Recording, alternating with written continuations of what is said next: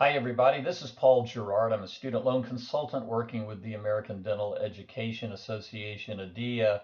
This repayment module is designed specifically for the incoming class of 2021. We'd like to welcome you to dental school, and hopefully this information will help you as you finance your dental school education. During this module, we'll take a look at some cost considerations and talk about how smart budgeting now can lead to responsible borrowing and responsible repayment after dental school. We'll take a quick look at dental school debt and the kind of loans you'll be borrowing as part of your student loan portfolio. We want to give you a quick preview of what dental school graduates are doing in terms of repayment strategies, and then we'll close this up with some action items for you and some resources to help you. Now we start with some simple cost considerations. Every year your financial aid office will provide you with an estimated cost of attendance or financial aid budget, and this is the number that determines how much financial aid you can get from any combination of sources each year.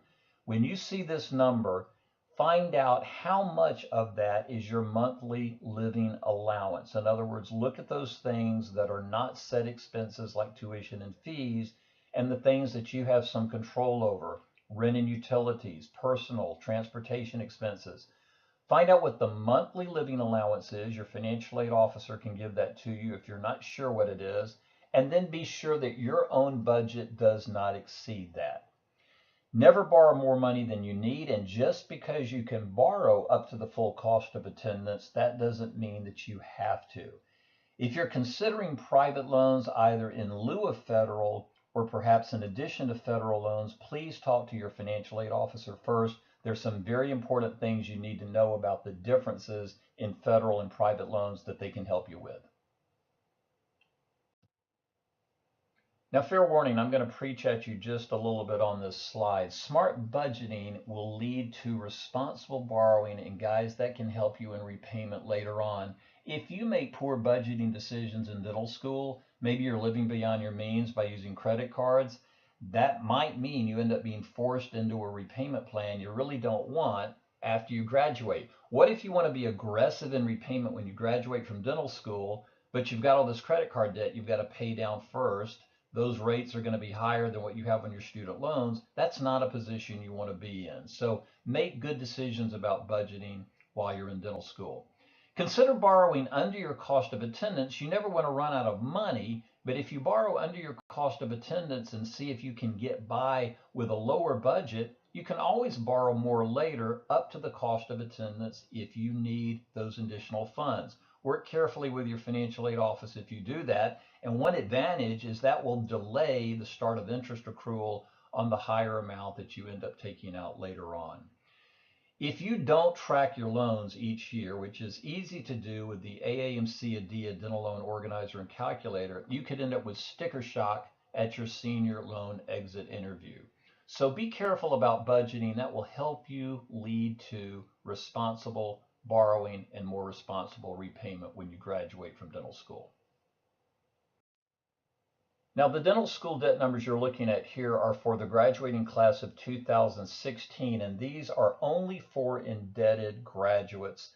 The average debt is $262,119 for all schools. You see the numbers there for public and private. Two important numbers to look at. More than 20% of graduating dental students have no debt or debt under $100,000. That's certainly a good sign, but 34% in the graduating class of 2016 who borrowed more than $300,000. So very important to be sure you know where you fit in terms of average debt numbers with your dental school colleagues. Now, this is a listing of some of the different student loans you may have in your portfolio when you graduate from dental school. We've highlighted direct unsubsidized and direct plus loans. These are federal, and we're going to talk more about them on the next two slides. These two tend to make up the bulk of, if not all of the borrowing for the majority of dental school graduates. Ask your financial aid office at your school about the availability of campus-based loans, and some of you may have private loans from college and or a post-bac program. If you do, Be sure you know the terms and conditions of those loans and be absolutely sure you know whether or not they are going to be deferred while you are enrolled in dental school. Very important that you also find out when they are going to come due. Now, if you need to borrow for dental school, you can expect to take out the direct unsubsidized loans. Some folks still refer to this as Stafford loans. These are in some ways the foundation of the borrowing for dental school. You can borrow up to $40,500 each year. Some schools will prorate that amount higher based on the length of your budget each year. These loans carry a fixed interest rate. For the life of the loan, the rate will never change. And the current rate for direct unsubsidized loans dispersed for the 2017-18 academic year is 6%. These loans have a 6-month grace period. That simply means they'll come due 6 months after you graduate. And these loans, being federal, have multiple repayment provisions, multiple repayment options. And they're also eligible for forgiveness, including forgiveness under the Public Service Loan Forgiveness Program, assuming you meet the other eligibility requirements for PSLF.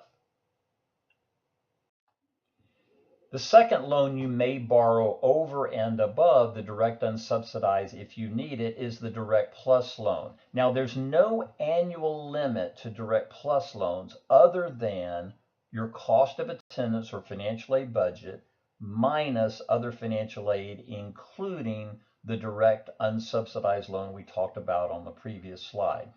Just like direct unsubsidized loans, these loans have a fixed interest rate for the entire life of the loan. And you'll notice again that the rate is fixed at 7% this year. Remember, the Direct Plus loans are always a full percentage point higher than direct unsub. So the rate this year, 2017-18 for Direct Plus loans is 7%. Direct Plus loans don't really have a grace period, but they have a 6-month post-enrollment deferment, which works just like a grace period. So these should also come due 6 months after you graduate.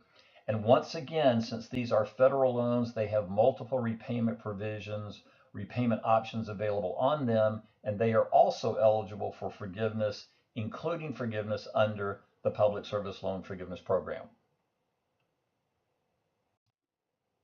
Now, this is a list of some repayment strategies, some of the things that your dental school colleagues who've already graduated and are now either in residency or in practice, some of the things that they are doing to handle their student loans.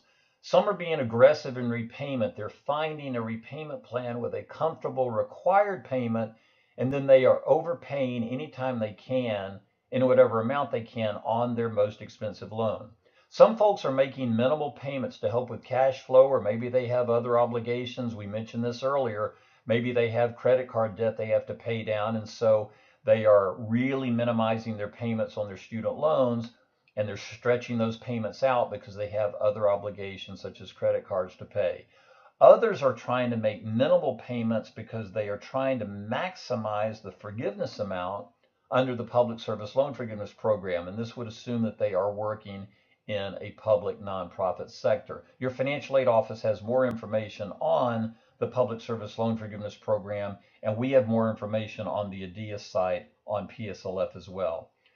Some of the recent graduates are using income-driven repayment plans to get them a manageable payment, and some are actually seeking loan repayment help that is tied to a service commitment, such as a state program or perhaps the National Health Service Corps or the Armed Forces, where in exchange for service, in addition to a salary, the organization will give you a designated amount to help you pay down on your loans each year. So lots of different ways to effectively handle your repayment after you graduate from dental school. Now, we close this module on financing a dental school education with some action items for you and some resources that will help. Be sure you stay in touch with your financial aid office. They are the best source of funding for you while you are in dental school. Be sure you develop a realistic budget and stick to it. Look at the cost of attendance number, the financial aid budget, and figure out with their help how much of that is your monthly living allowance, and be sure you don't go over that each month. Be sure you set up an online account with your loan servicer so you can track your loans and the payment amounts at all times, and start thinking about your repayment strategy early on. You don't want to get to your senior loan exit interview and not have a clue about how you're going to be repaying your student loans. Use the AAMC ADEA Dental Loan Organizer and Calculator. This will help you track your loans and your future payments. You can pull your information from the National Student Loan Data System site, and you can also enter projected borrowing for upcoming years in dental school to help you get realistic numbers. And finally, in terms of resources, the National Student Loan Data System we just mentioned, nslds.ed.gov, that's a federal student database of all the federal loans you've ever borrowed, including federal loans from college and post-bac programs. The AAMC ADEA Dental Loan Organizer and Calculator at adea.org/DLOC, your loan servicer's website, and also the federal government's website, Federal Student Aid at studentloans.gov. All these sites should help you as you track and manage your student loans from dental school. We hope the information in this module will be helpful to you as you finance your dental school education, and we wish you nothing but the best in dental school and in your dental careers.